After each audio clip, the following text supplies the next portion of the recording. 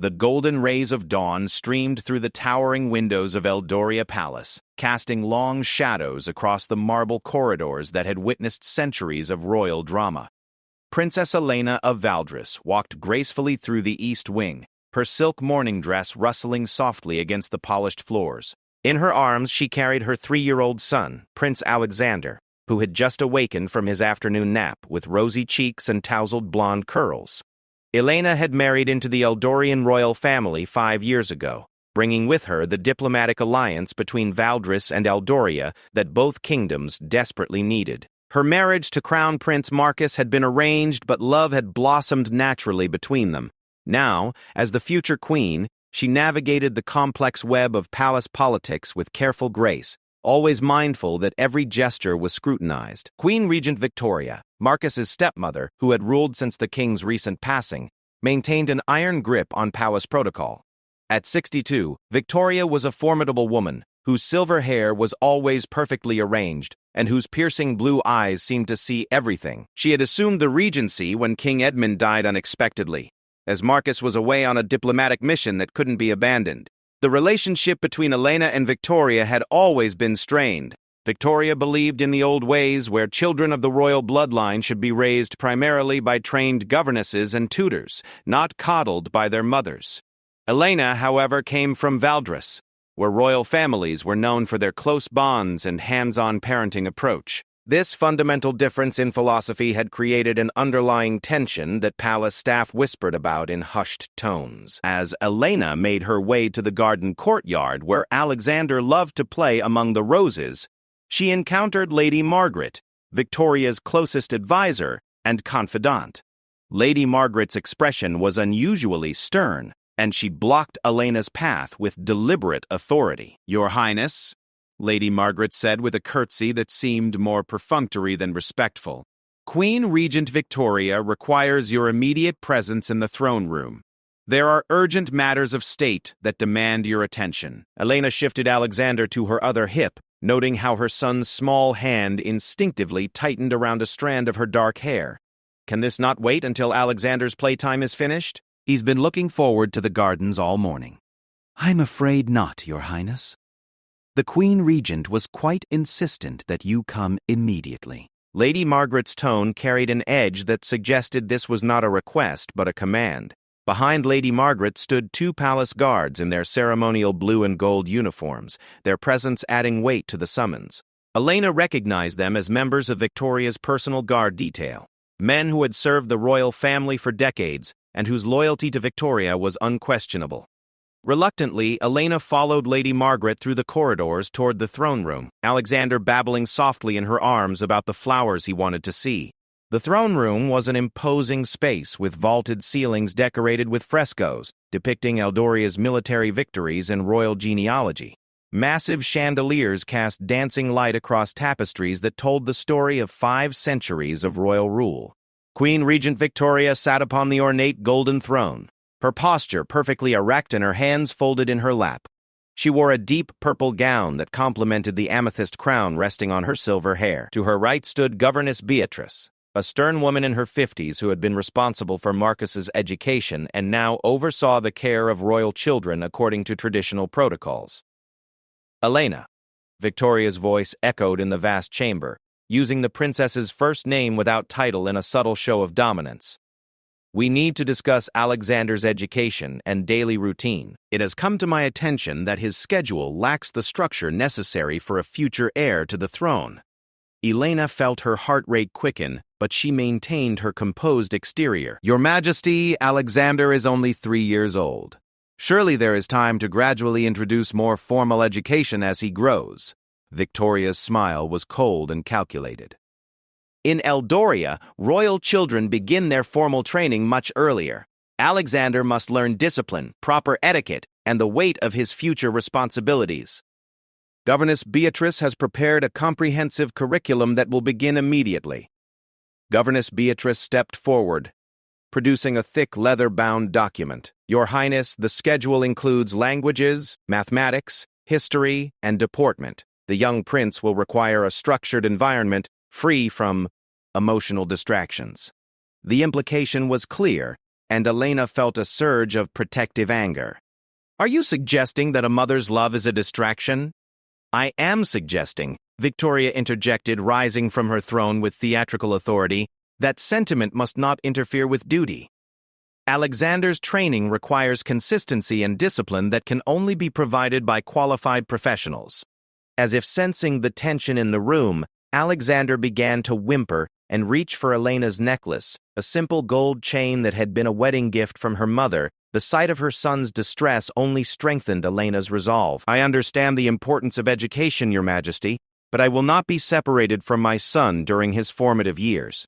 In Valdris, we believe that emotional security provides the foundation for all learning. Victoria's eyes flashed with irritation. This is not Valdris, my dear.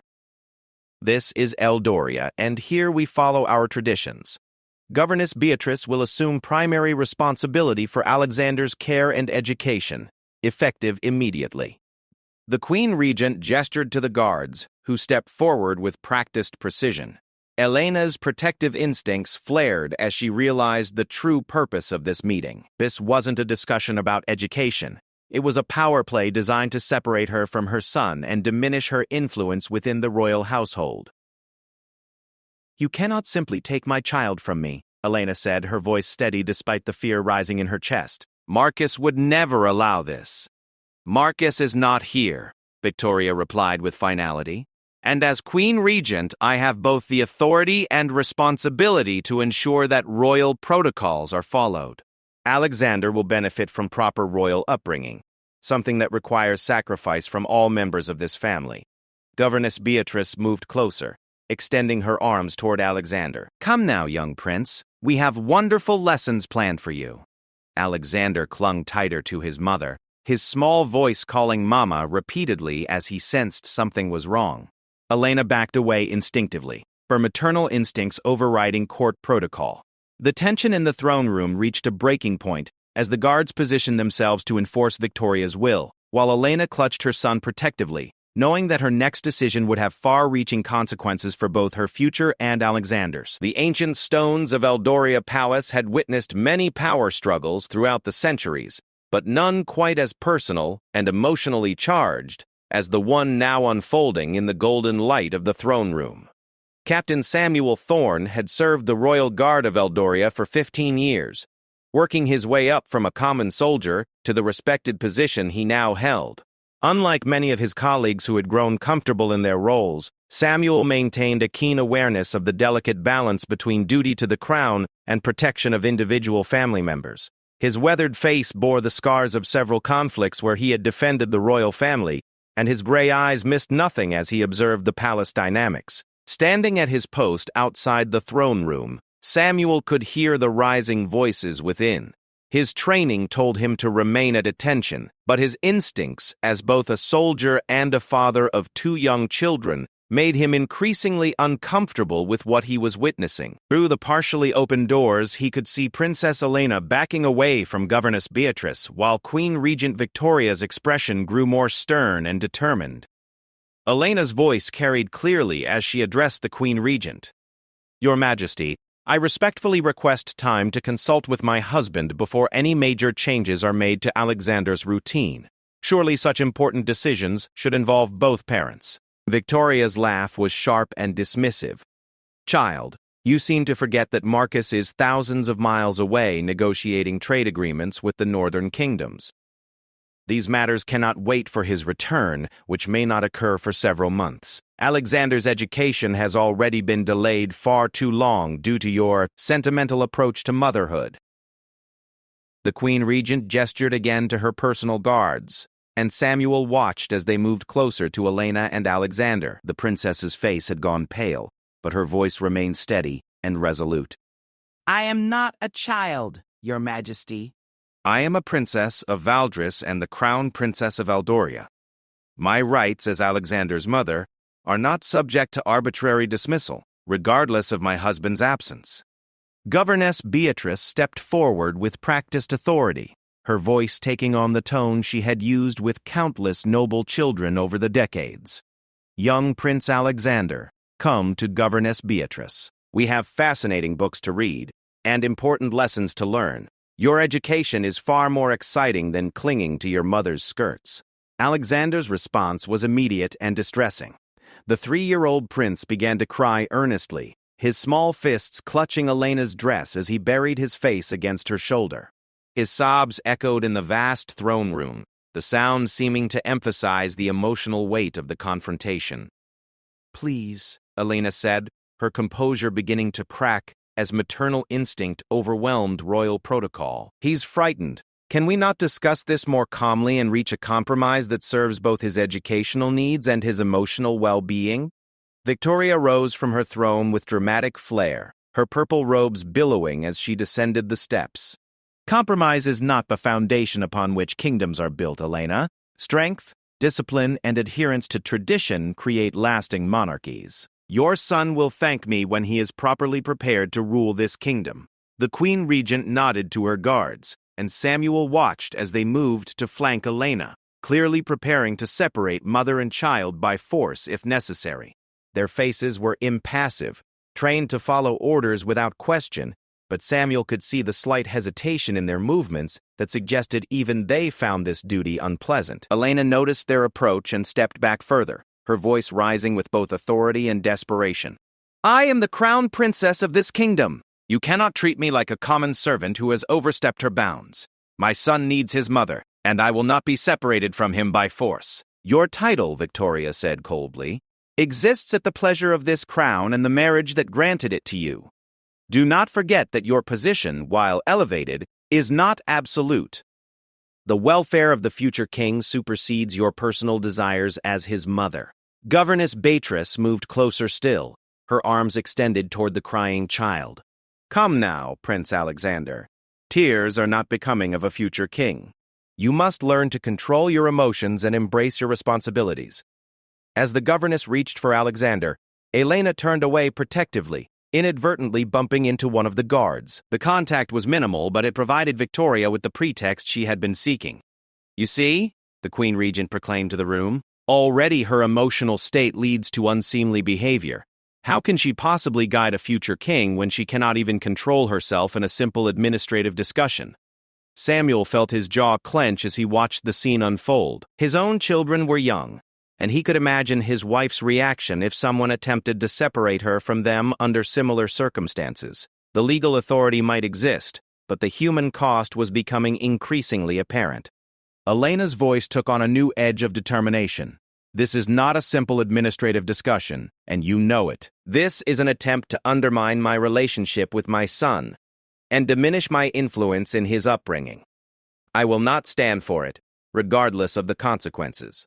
The princess straightened to her full height, and despite holding a crying child, she managed to project both dignity and defiance. "I demand that this matter be postponed until Crown Prince Marcus returns and can participate in decisions regarding his son's future."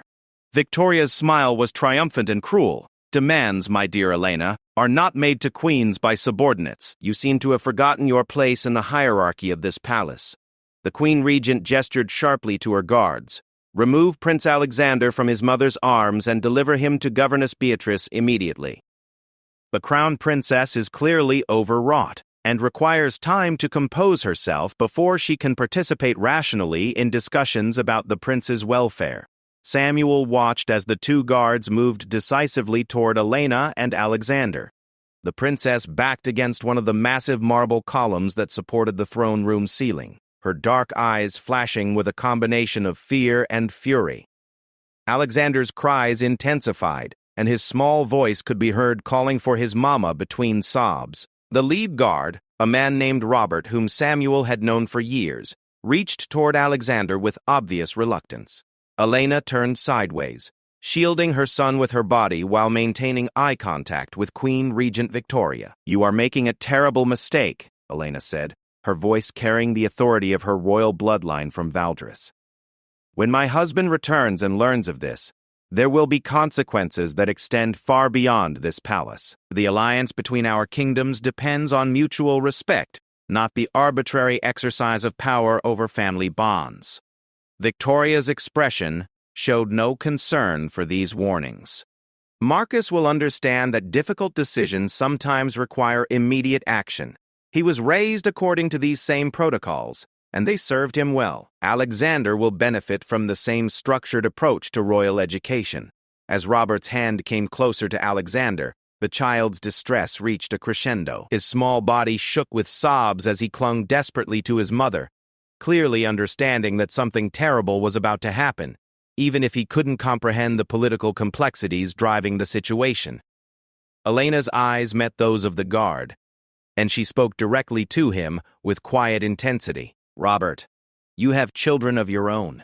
You know what this means to a mother and child. Please reconsider what you are being asked to do."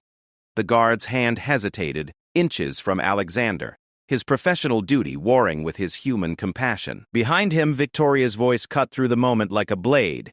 "Proceed immediately, or face charges of insubordination."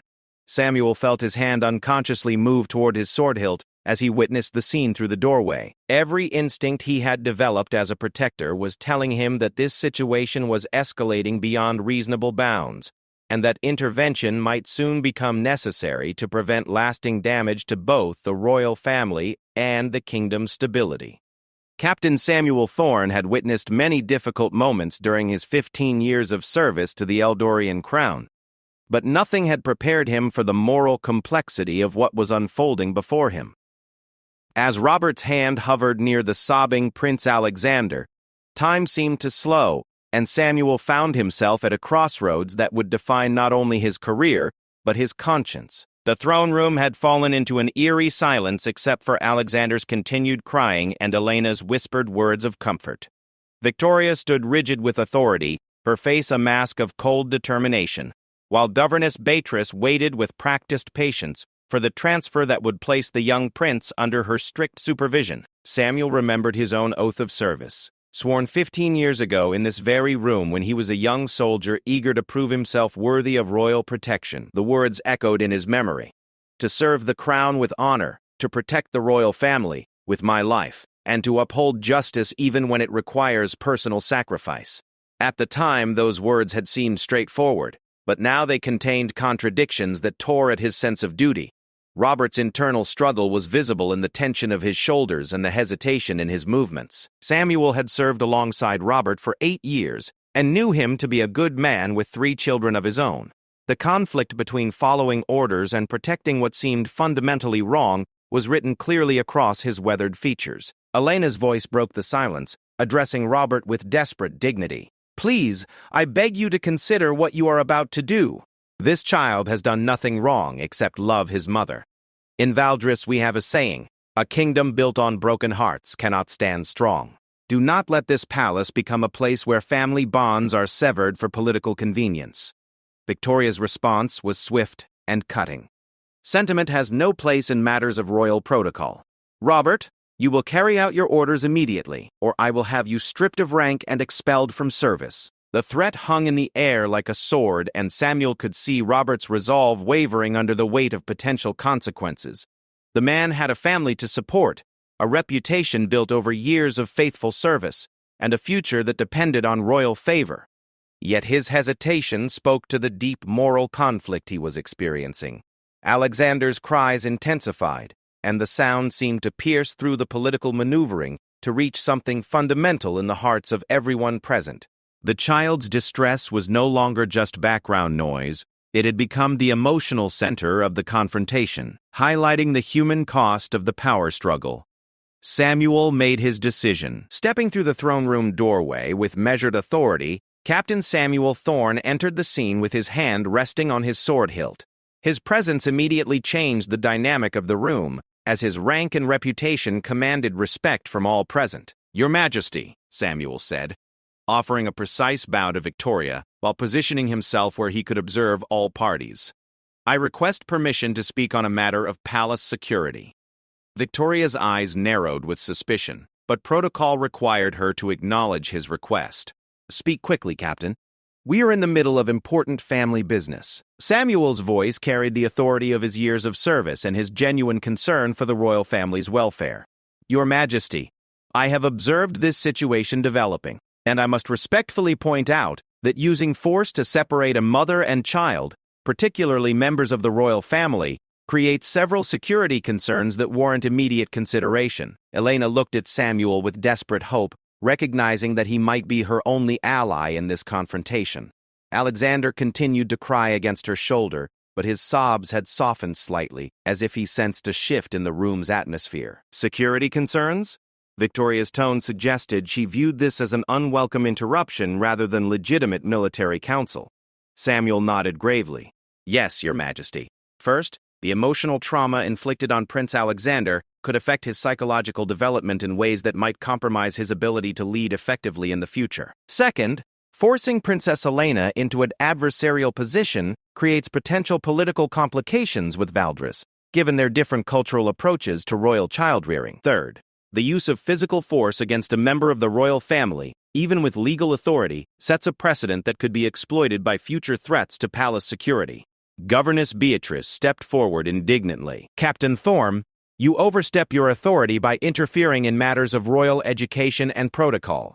Samuel's response was measured but firm.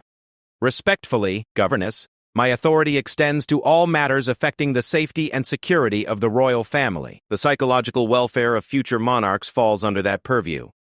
Victoria's face showed growing irritation with this unexpected challenge to her authority. Captain, your concerns are noted but unnecessary. The matter at hand requires immediate resolution, and I will not have my decisions questioned by subordinates.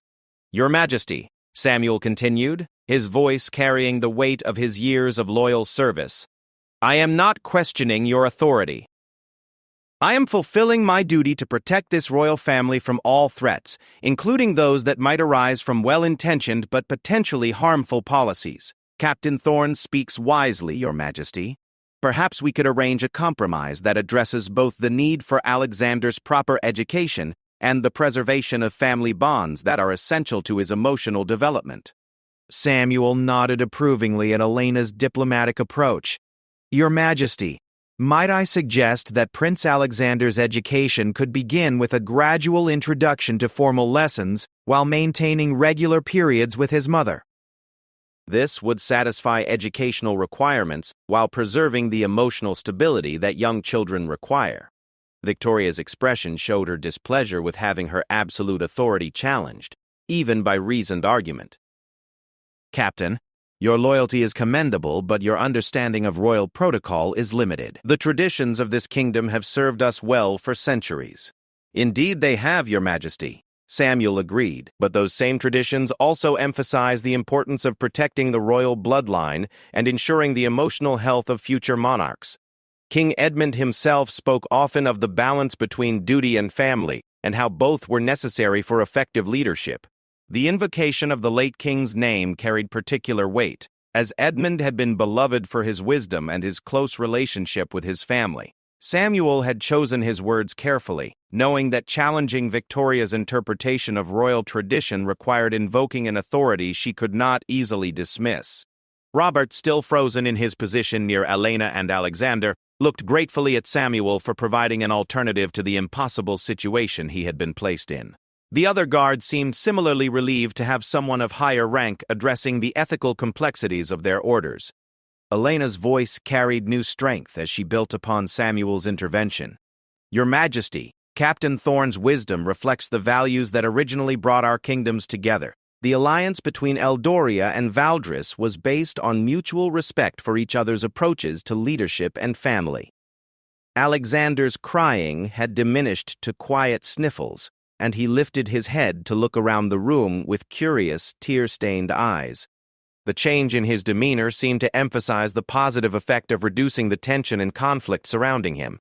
Victoria stood motionless for a long moment, her political instincts warring with her desire to maintain absolute control over the situation.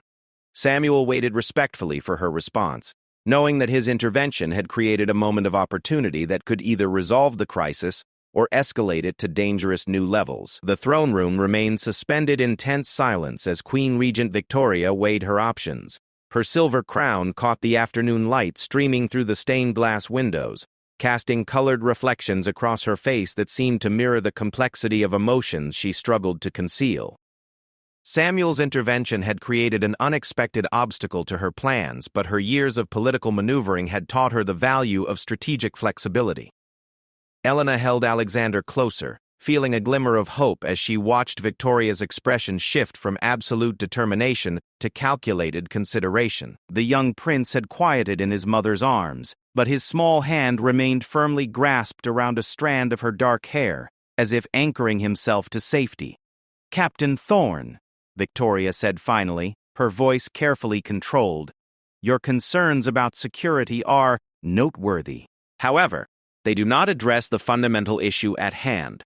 Prince Alexander requires proper royal education, and that education cannot be subject to the emotional whims of maternal attachment." Samuel maintained his respectful posture while choosing his next words carefully. "Your Majesty, with respect, I would suggest that maternal attachment is not a whim, but rather a fundamental security asset. A future king who understands the importance of family bonds will be better equipped to inspire loyalty in his subjects." Lady Margaret, who had remained silent near the throne, stepped forward with obvious displeasure at the turn of events. "Captain, you speak of matters beyond your expertise. Governess Beatrice has successfully educated 3 generations of Eldorian royalty using proven methods." "Indeed," Governess Beatrice added, her tone suggesting wounded professional pride, "Prince Marcus himself benefited from my structured approach to royal education. He learned discipline, self-control, and proper deportment that have served him well in his diplomatic missions." Elena seized upon this opening. "And yet, Your Majesty, Marcus has often spoken to me about the loneliness of his childhood and his desire to provide Alexander with a different experience.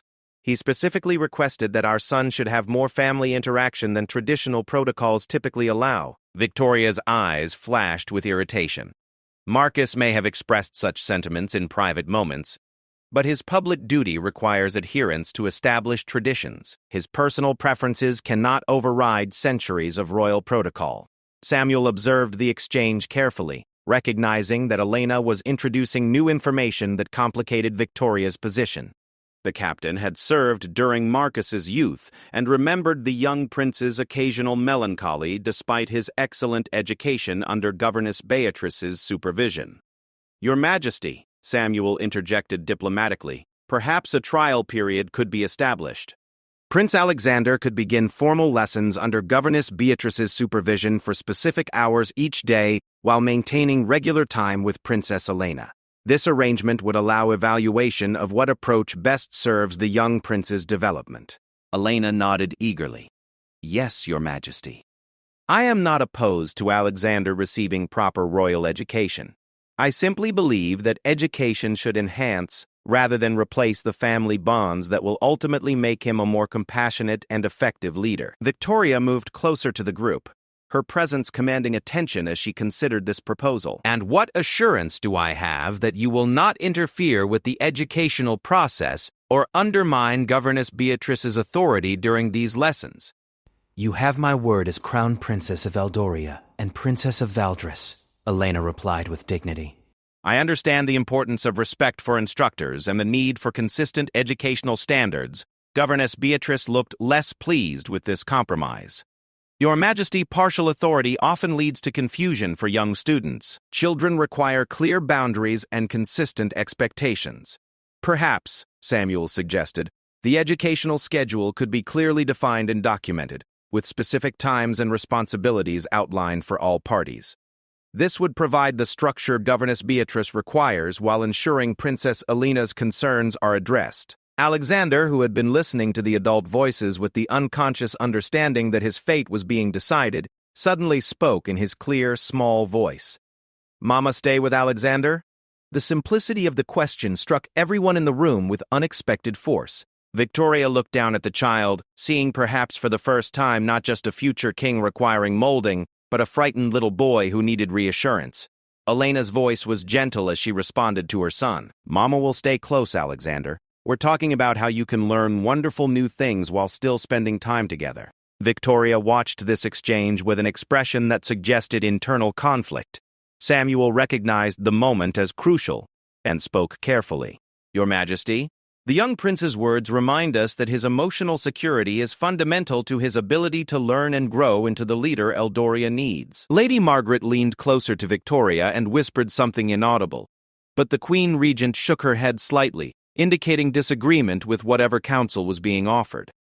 "Captain Thorne," Victoria said slowly, "your intervention today has been unexpected. However, your points regarding security and the future king's development merit consideration." Elena felt her heart racing with hope as she sensed a possible resolution emerging from the confrontation. Victoria continued, "I am willing to authorize a trial arrangement for 1 month. Prince Alexander will attend formal lessons with Governess Beatrice each morning from 8 to 11 o'clock. The remainder of his day may be spent with Princess Elena, provided that she does not contradict or undermine the educational principles being taught." Governess Beatrice's disapproval was evident, but she remained silent in deference to Victoria's authority. Furthermore, Victoria added, "Princess Elena will attend the first week of lessons to observe and understand the educational approach being implemented. This should prevent any conflicts or misunderstandings." Samuel nodded approvingly. "Your Majesty's wisdom in finding a balanced solution serves both tradition and innovation." Elena felt tears of relief threatening to fall but maintained her composure.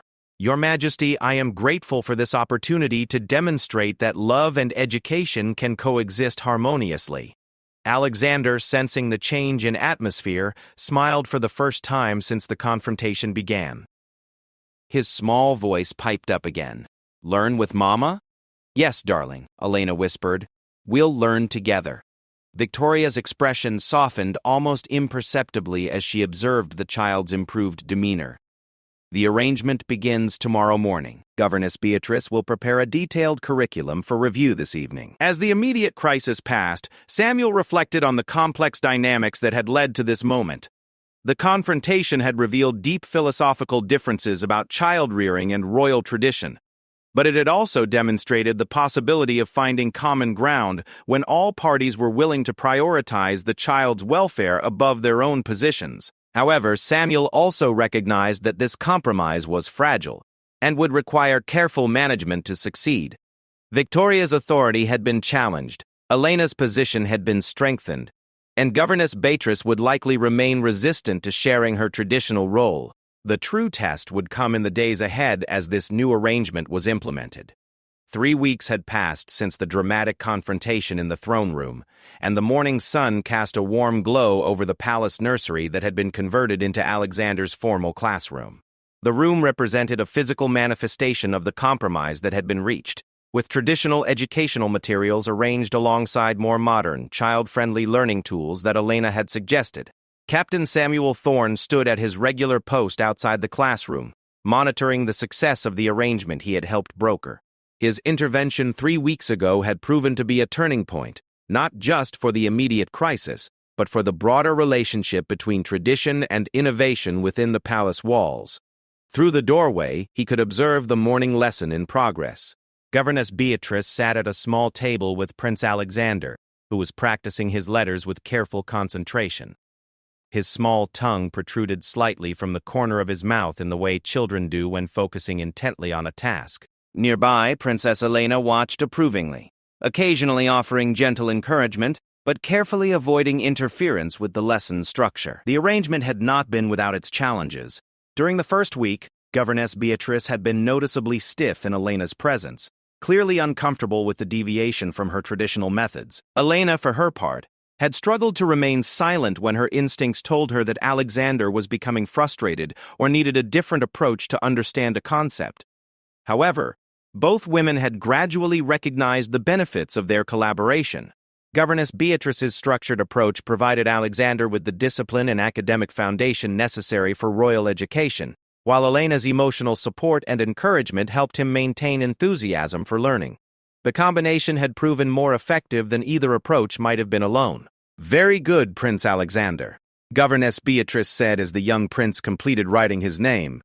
"Your letter formation has improved significantly this week."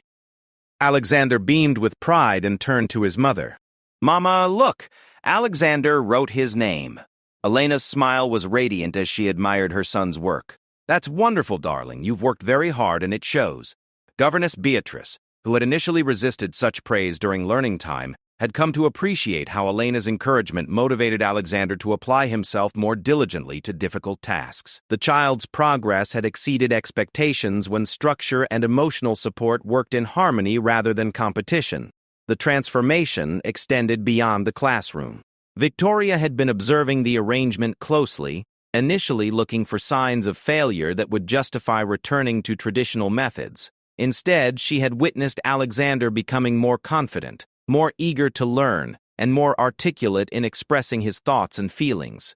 The previous evening, Victoria had summoned Samuel to a private meeting in her study. The room was lined with portraits of Eldorian monarchs dating back 5 centuries, their painted eyes seeming to witness the conversation about adapting their traditions for future generations. "Captain Thorne," Victoria had said, pouring tea from an ornate silver service, "I must acknowledge that your intervention 3 weeks ago has produced unexpected results."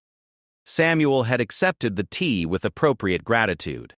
Knowing that such informal meetings were rare honors that indicated significant royal favor, "The arrangement appears to be succeeding beyond my initial expectations," Victoria continued. "Prince Alexander's educational progress has been exceptional, and his emotional development shows remarkable stability. Perhaps there is wisdom in your suggestion that security includes psychological as well as physical protection." Samuel had chosen his response carefully. "Your Majesty's willingness to consider new approaches while maintaining respect for tradition demonstrates the flexibility that has always made Eldorian leadership effective." Victoria had nodded thoughtfully. "I have been corresponding with Crown Prince Marcus regarding these developments. His response indicates strong approval of the arrangement and gratitude for your role in facilitating it." Now, watching the successful morning lesson unfold, Samuel reflected on how the crisis had ultimately strengthened rather than weakened the royal family's bonds. Elena had gained greater respect within the palace hierarchy, not through confrontation, but through demonstrated competence in balancing her roles as mother and princess. Victoria had shown that true leadership sometimes required adapting traditional methods to meet contemporary needs. Governess Beatrice had perhaps undergone the most significant transformation. Initially resistant to any deviation from established protocols, she had discovered that incorporating emotional intelligence into educational methods actually enhanced rather than undermined academic achievement. Her teaching had become more dynamic and responsive to Alexander's individual needs. As the lesson concluded, Alexander ran to Elena with a painting he had created during art time. The colorful creation depicted the palace with stick figures representing his family, including one labeled Captain Sam, standing guard at the door. "Look, Mama, I painted our home." Elena knelt to examine the painting at Alexander's eye level, a gesture that had become natural during their weeks of shared learning time. "It's beautiful, Alexander. I can see how much you love our palace family." Governess Beatrice approached with Alexander's daily progress report, an innovation that had emerged from the collaborative arrangement.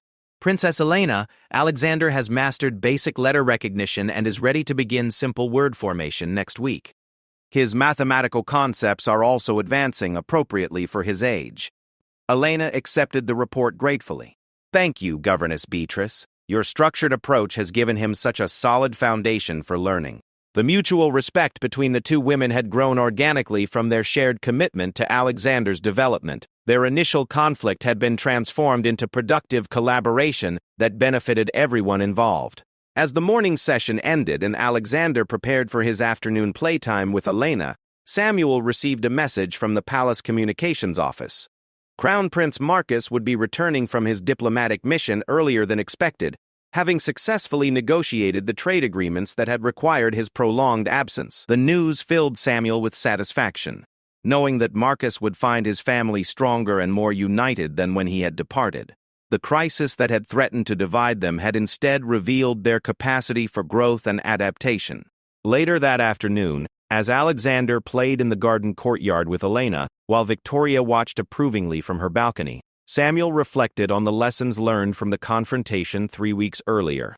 Sometimes the greatest service a guard could provide was not drawing his sword in defense, but speaking truth in moments when power threatened to overwhelm wisdom.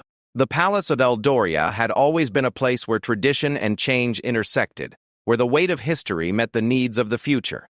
The events of recent weeks had demonstrated that this intersection could be navigated successfully when all parties prioritized the greater good over personal pride or rigid adherence to established ways. As the sun set over the palace walls, painting the ancient stones in shades of gold and amber, Samuel maintained his vigilant watch.